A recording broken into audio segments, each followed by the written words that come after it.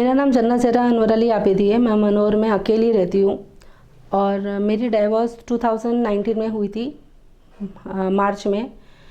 और फिर उसके बाद जब डाइवोर्स हुई उसके बाद मेरे हस्बैंड ने जो मेरा एक्स हस्बैंड है उसने मुझे ये बोला कि हमारा जो घर था नमो श्रीवास्तव में वो उसको दे देने को। मैंने बोला कि इसमें मेरा भी पैसा लगा हुआ है, मैंने भी मेहनत करके पैसा जमा करके आपको दिया है। उसने बोला कि तू अकेली रहती है, तेरे को ज़िंदा रहने का है कि तेरे को घर में रहने का है।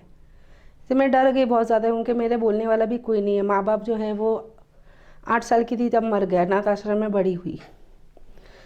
तो मैंने वो घर उसको दे दिया। मैं इतनी डर गई थी कि मैंने वहाँ से फिर पालघर के मैंने महाराष्ट्र ही छोड़ दिया था 6 महीने के लिए और मैं दिल्ली चली गई थी। वहाँ से मैं आई 2020 में और उसको पता चला कि मैं आ गई हूँ। तो जब मैंने वापस से वही स्कूल ज्वाइन किया जो मैं पहले काम करती थी। और वहाँ पर मैं स्कूल में से जब आ रही थी पालघर से, तो उसने मुझे वाघोबा घाट पे पकड़ा और वाघोबा घाट से लेकर मासवन के जो आगे पेट्रोल पंप है वहाँ तक के उसने मुझे मारा। उसके बाद जब मैं मनोर पुलिस स्टेशन आई, मैंने बोला सबको, मैडम को, कि मेरा ऐसा ऐसा हुआ है मैडम, मुझे मारा है एक ने। तो तभी दात्रे सर थे, उन्होंने मुझे मेडिकल के लिए भेजा और मेरी एफआईआर कराया। एफआईआर कराने के बाद भी मुझे बहुत डर लगता था जाने के लिए कि मैं कैसे जाऊँ। फिर मैंने सर को वापस से फ़ोन किया और मैंने सर को बोला कि सर अगर उसने मुझे फिर मारा तो मैडम ने बोला नहीं, बोले नहीं मारेगा, बोले आप सबूत लेकर आओ। तो मैंने मैडम मैं सबूत कैसे लेकर आऊँ, मैं काम करती हूँ, मैं टीचर हूँ, मैं इसके पीछे फॉलो नहीं कर रही हूँ, वो मुझे फॉलो कर रहा है। तो बोले नहीं, बोले आप सबूत लेकर आओगे तो आपके लिए ज़्यादा अच्छा रहेगा, वो आपके लिए बेनिफिट रहेगा। मेरी मैडम आप सच्चाई के रास्ते पर चलो, अगर मैं गलत हूँ तो मुझे बोलो, इंसाफ करो। लेकिन बोले नहीं, बोले अभी वो कुछ नहीं करेगा, हम लोग ने उसको बोले बाउंड साइन करवाया है, अभी ना अजीम कुछ करेगा ना सना कुछ करेगी। उसके बाद जब मैडम का मुझे घड़ी घड़ी फ़ोन आने लगा कि सबूत लेकर आओ सबूत लेकर आओ, मैं बहुत ज़्यादा डर गई थी कि अब मैं क्या करूँ, क्योंकि एक आम आदमी के लिए पुलिस स्टेशन बहुत बड़ी बात होती है। तो उसके बाद मैं थक गई, मैं सोची कि मैं अब करूँ क्या। तभी देशमुख सर थे, होम मिनिस्टर, मैंने उनको मेल किया। मैंने बोला सर, मैं बोली रिजवाना मैडम ने ऐसे मुझसे सबूत मांगा है, मैं क्या करूं, मैं मर जाऊं, मैं क्या करूं, मुझे कुछ समझ में नहीं आ रहा है। उसके बाद मैडम ने बोला नहीं, बोले आप टेंशन मत लो, और मैंने अब बाउंड साइन करा दिया उससे। मैंने बोला ठीक है कोई बात नहीं। 3 महीने बाद अगेन उसने क्या किया, अपने स्कूल से आ रही थी तो मेरे पीछे गाड़ी लेकर आया, हॉर्न मारा। मैंने गाड़ी को, मैंने सोचा हो सकता है कोई गाड़ी साइड में मुझे मांग रही होगी, मैं बीच में चली, मैंने साइड दिया तो वो मुझे एकदम धक्का देते देते ऐसे एकदम लेकर आ गया। और मैंने फिर डर कर मैंने इतनी स्पीड में गाड़ी चलाई कि मेरा एक्सीडेंट हो गया। लगभग मुझे कुछ 15 दिन लगे कोप अप करने के लिए। 1 महीना मुझे स्टेबल होने के लिए पूरा लगा। उसके बाद मैं स्कूल आने जाने लगी। क्या करूँ, काम करना ज़रूरी, अकेले रहती हूँ, कमाऊँगी नहीं तो खाऊँगी क्या। उसके बाद वापस से मैं स्कूल जाने लगी। मैं बोली चलो देखते, अभी कुछ नहीं करेगा वो।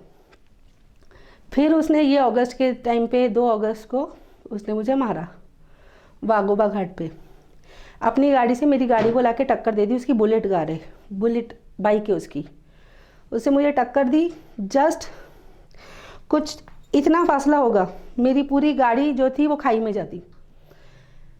और वहाँ पर उसने मुझे मार के मेरा पूरा हाथ पैर, मेरा हाथ ऐसे पीछे मोड़कर और मुझे पैरों से मारने लगा। वो और उसकी वाइफ दोनों थे, सना और अजीम। उसके बाद क्या हुआ कि सना ने ना मेरे गले से चेन, मेरे गले में 1 तोले की चेन थी, वो खींच ली उसने। तो मैंने बोला मैंने चेन वापस से जब छीनने गई तो अजीम ने ऐसे बॉटल पानी की थी, वो पानी की बॉटल मेरे चेहरे पे मारा।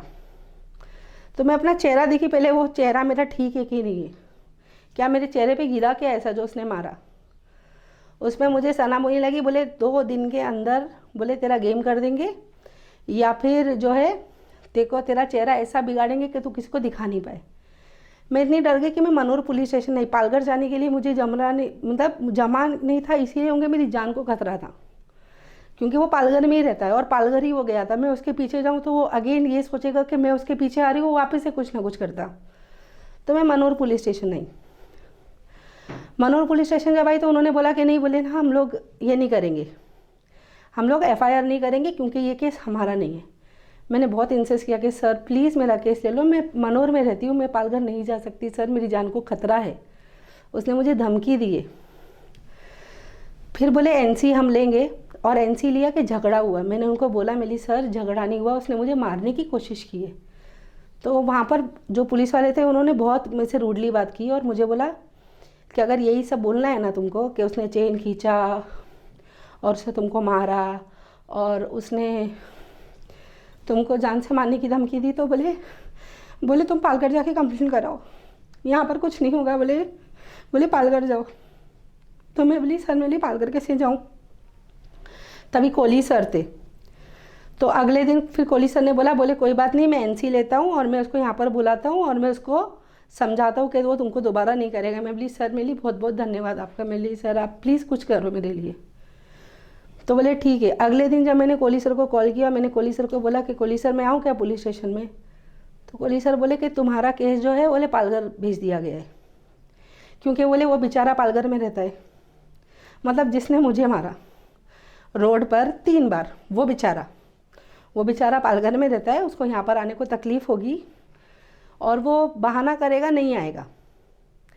तो इसीलिए हमने पालघर में भेजा। मिली सर मुझे भी पालघर जाना पड़ेगा, मेरी जान को खतरा है, मैं क्या करूँ। उसके बाद फिर मैंने ईमेल किया, क्योंकि मेरे पास कोई रास्ता ही नहीं था, मैं जाऊँ किधर, किसके पास जाऊँ।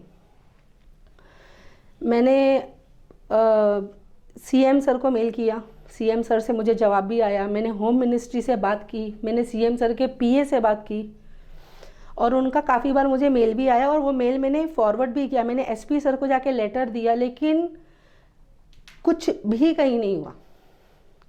मतलब सीएम सर के पास से मेल एसपी सर के पास जा रहा है, लेकिन एसपी सर का कॉल मुझे नहीं आ रहा है।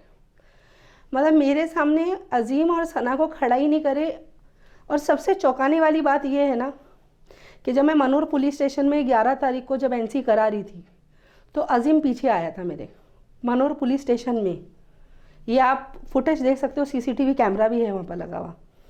मनोर पुलिस स्टेशन का सीसीटीवी कैमरा आप उठाओ और वहाँ पर आपको खुद दिखेगा कि अजीम है। और मैं पुलिस वालों को बोल रही हूँ कि सर ये अजीम आया है, इसने मुझे मारा है, इसकी वाइफ भी है, सर इससे पूछो तो सही इसने मुझे क्यों मारा। बोले अभी नहीं पूछेंगे, आप एनसी लिखाओ, आराम से घर पे जाओ, कल बुलाएंगे उसको। तो मुझे ये समझ में नहीं आता कि इंसाफ लेने का कैसे और होगा कैसे। क्या फिर तो या तो फिर ऐसा होगा कि अकेली जो लड़की है या तो वो मर जाए, या तो वो फिर जो हो रहा है उसके साथ वो चुपचाप सहती रहे।